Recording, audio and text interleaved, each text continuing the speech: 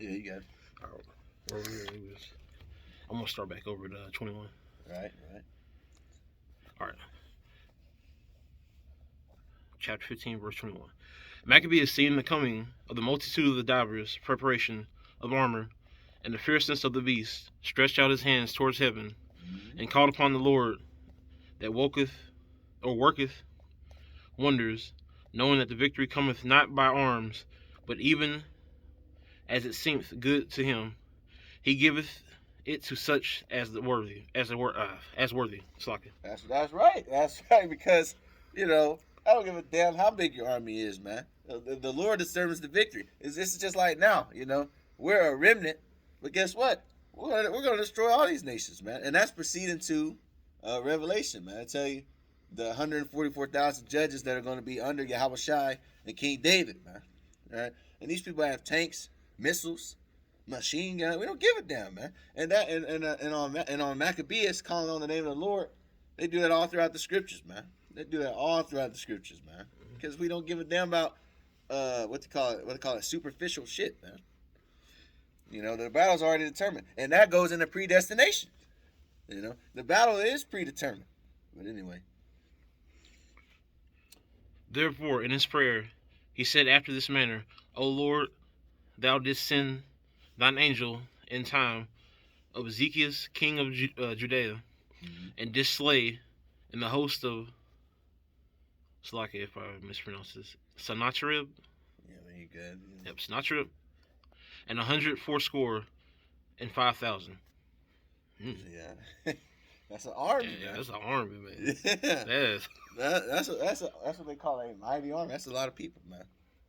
Like, wherefore now also, O Lord of heaven, send a good angel before us, for a fear and dread unto them. And that's right. Hey, what is it? In Sodom and Gomorrah, it only took 2 angels to destroy 5 cities, man. So what do you think this army gonna do, man? It don't matter. This is one. You only need 1 angel for that, man. And that's why he says send us a good angel. And why did he say send us a good angel? Because there are bad angels as well. Yep, on left and right hand side. Exactly, man.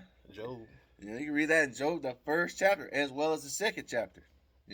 Or you can read in Ecclesiasticus, where it tells you there be spirits created for a day of vengeance, fire, teeth of wild beasts, hell, death, famine. When they needed to take out Ahab, we called a whole meeting. Exactly. Read about that, man. Read about how how a prophet actually saw basically a meeting that was in the heavens of them sending an angel to get rid of Ahab, man. Basically put a hit out on them. Yep. They had to sit down. What they call it in the world, man. But you got it. And through the might of thine arm, let those be stricken with terror that come against thy holy people to blasphemy. And he ended thus. Then Nicanor and they that were with him came forward with trumpets and songs. But Judas and his company encountered the enemies with invocation and prayer. Mm-hmm. And that's exactly it. They got all these weapons. They on elephants. They got this huge army with trumpets. Probably sounded loud as hell. Probably sounded like a damn marching band, man. And all we had was our prayers, man. We're going to see what happened to this damn devil, man. See that the fighting with their hands and praying unto God with their hearts, they slew no less than 35,000 men. For through the appearance of God, they were gratefully cheered. Exactly, man. All the men they slayed. All of them got clapped, man. They had all that. It didn't matter, man. And that's what he said. He said earlier, man. The battle's already predetermined, which goes into predestination, which you can read about all throughout John, the 1st chapter, all the way through, man. But you got it. Then they made a great shout and noise, praising the Almighty in their own language. And that goes what? That means what? They were speaking the ancient Hebrew, man. The same language that certain men want people not to speak. All right? It said what? In their language, man. All right, which means what? They were calling upon the Most High, Yahweh Ba'Shem, Yahweh Shai, man. But you got it. Now when the battle was done, returning again with joy, they knew that Nicanor lay dead in his harness. Exactly, man. And that was the end of that. That's the end of Nicanor, man.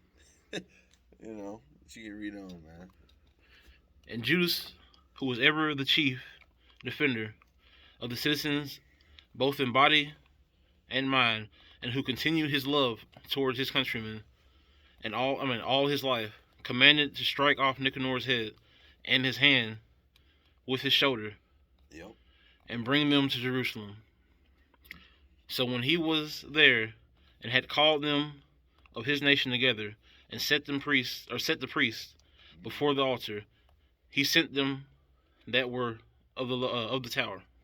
Yep. So you know, hey, they removed his head, man, and his hand. You know. Mhm. You know, basically, they do that in movies, man, to let that be a reminder to these other people that want to try them, man. And you know, probably for the battle, he had pointed or something at him. That's probably He probably, for real. He probably pointed at him. Yeah, look, this man had a whole monument ready. Didn't even got clapped. You know, and that's the end of Nicanor, man. You got it. And showed them vile Nicanor's head, and then hand that of the blasphemer, Mm-hmm. with proud brags he had stretched out against the holy temple of the Almighty. Yeah, like you said. Yeah. I was like, because you already know how those people are. They gonna be pointing man, we gonna get you. Like they already got it figured out. We gonna get that man right there. Mm-hmm. Then look at now his arm gone and his head. And his head, man. And his army. Yeah. Taking 2 L's, man. Mm-hmm.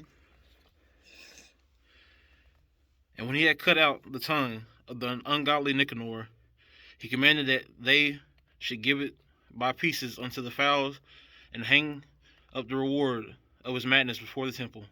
And you know, that's back, and that's coming back on earth, man. Mm-hmm. The Lord said he prepares a great supper for the eagles, man. Mm-hmm. That's a revelation. All right. And also, damn, he cut his tongue out and his head. Wait a minute. I thought that I thought that we were hippies, man. We was walking around being dirty, man. Yep. You know, wanting to love every damn body. You know, madness. But you got it. So every man prays towards the heaven, the glorious Lord, saying, Blessed be he that hath kept his own place undefiled. He hang also Nicanor's head upon the tower, an evident and manifest sign unto all the help of the Lord. Well. And they ordained all with a common decree, in no case to let that day pass without solemnity, but to celebrate the 13th day of the 12th month. Which is where we're at right now. All right. Which in the Syrian tongue is called Adar. Mm-hmm. The day before Maccabeus Day. You see that? Or Mardocheus Day. Yep.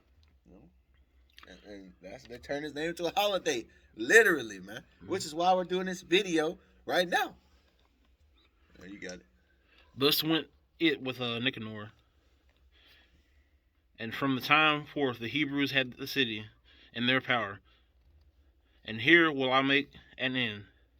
Yep. And if I have done well, and as fitting the story, it is that which I desired.